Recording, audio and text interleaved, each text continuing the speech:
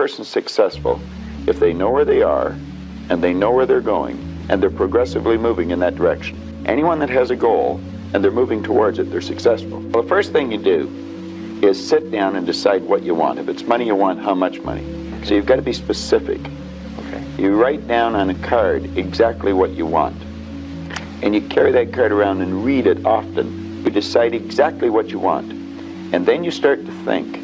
Now you're going to have thoughts come to your mind of why you can't get it. You have the ability in your conscious mind to reject that idea, kick it out of your mind.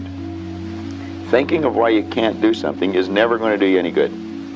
And keep thinking until you start to think of thoughts of how you can do it.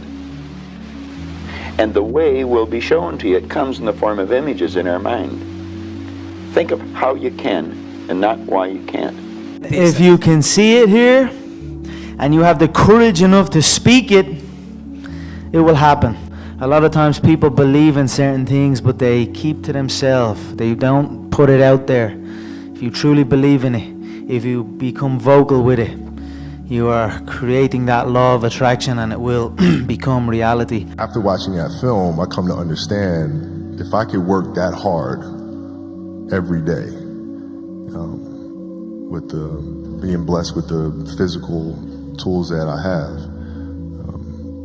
what would my career be?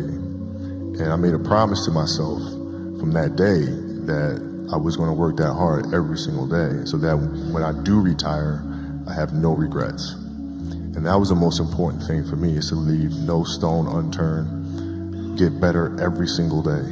And if I lived that way, then over time, you know, I'd have something that was beautiful.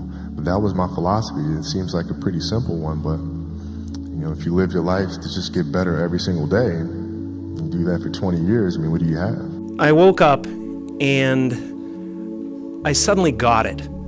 I understood suddenly how thought was just an illusory thing, and how thought is responsible for, if not all, most of the suffering we experience.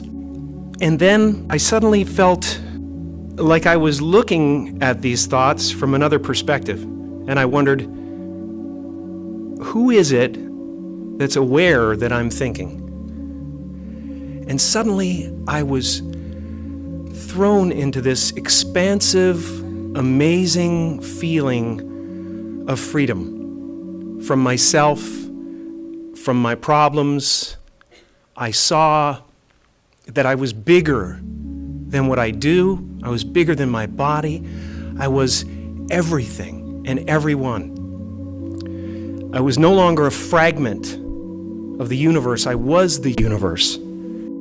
Nothing changes in your life until you change. 95% of who we are is on autopilot. There's a programmed thoughts, hardwired thoughts, beliefs, perceptions, unconscious habits and behaviors. If 95% of who we are is a set of unconscious programs, then the first step to change is becoming conscious of those unconscious thoughts. Now, people think when they sit down to do the work and make their change that they're doing something wrong. No, those thoughts have to come up. I'm not worthy, it's never going to work. But the person who's truly persevering towards their abundance realizes just because they have that thought doesn't mean it's true.